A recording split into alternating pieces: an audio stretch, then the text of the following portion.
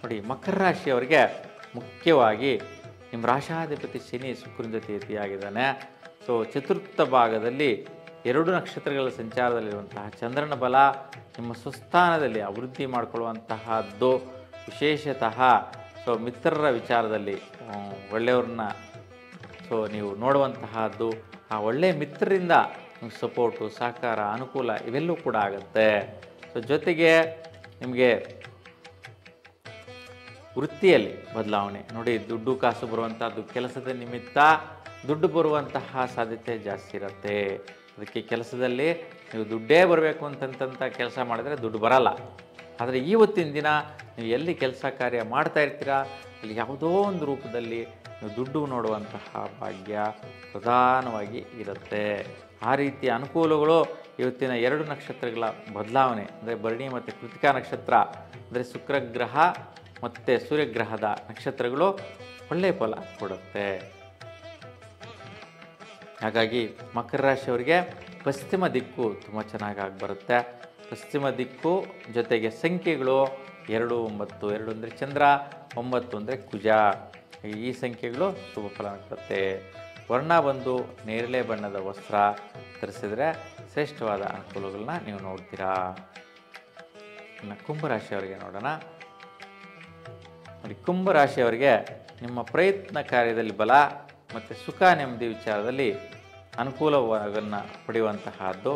ಉತ್ತಮವಾದಂತಹ ಮನೋಸ್ಥಿತಿ ಸ್ನೇಹಿತರ ಜೊತೆ ಬೆಳೆಯುತ್ತೆ.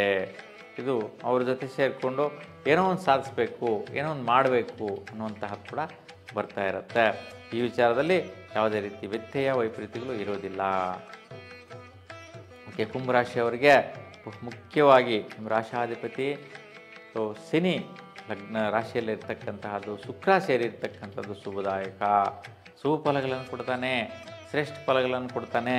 ಯಾಕೆಂತಂದರೆ ಇವತ್ತಿನ ದಿನ ಭರಣಿ ನಕ್ಷತ್ರ ನಡೀತಾ ಇದ್ದಾಗ ಸೊ ಶುಕ್ರನ ಬಲನೇ ಬಂದುಬಿಡುತ್ತೆ ಅಂತ ನಿಮ್ಮ ಪ್ರಯತ್ನಗಳೆಲ್ಲವೂ ಸಹ ಆದಾಯವಾಗಿ ಕನ್ವರ್ಟ್ ಆಗುತ್ತೆ. ಏನೇನು ಪ್ರಯತ್ನ ಮಾಡಿರ್ತೀರಾ, ಪರಾಕ್ರಮ ಮಾಡಿರ್ತೀರಾ, ಹಾಗೆಲ್ಲ ವಿಚಾರದಲ್ಲಿ ದುಡ್ಡಾಗಿ ಕನ್ವರ್ಟ್ ಆಗಿ ನಿಮ್ಮ ಹತ್ರನೇ ಸೇರುವಂಥದ್ದು. ಇದು ನಿಮ್ಮದೇ ಅಂತೇಳಿ ತಗೊಳ್ಳಿ ಇಟ್ಕೊಳ್ಳಿ ಅಂತ ಕೊಡುವಂತಹದ್ದು. ಆ ರೀತಿಯ ಮನಸ್ಥಿತಿ ಬರುವಂತಹದ್ದು ಕುಂಭರಾಶಿಯವರಿಗೆ ಸಹಜವಾಗಿ ನಡೆಯುತ್ತೆ. ಇವತ್ತಿನ ದಿನ ಆಗ್ನೇಯ ದಿಕ್ಕು ಚೆನ್ನಾಗಿ ಬರುವಂತಹ ದಿಕ್ಕು. ಇನ್ನು ಸಂಖ್ಯೆ 5, 6 ನೋಡಿ, 5, 6 ಸಂಖ್ಯೆ ಶ್ರೇಷ್ಠವಾದ ಫಲಗಳನ್ನು ಕೊಡುತ್ತೆ. ಇವತ್ತಿನ ದಿಕ್ಕು ನಿಮಗೆ ಆಗ್ನೇಯ ಆಗಿದ್ದರಿಂದ ಶ್ರೇಷ್ಠವಾದ ಫಲ. ವರ್ಣದಲ್ಲಿ ಬಿಳಿ ವರ್ಣ, ಬಿಳಿ ವಸ್ತ್ರ ಧರಿಸಿದರೆ ನಿಮಗೆ ಒಳ್ಳೆ ರೀತಿಯ ಫಲ ಸಿಗತ್ತೆ. ಇನ್ನು ಮೀನ ರಾಶಿಯವರಿಗೆ ನೋಡೋಣ.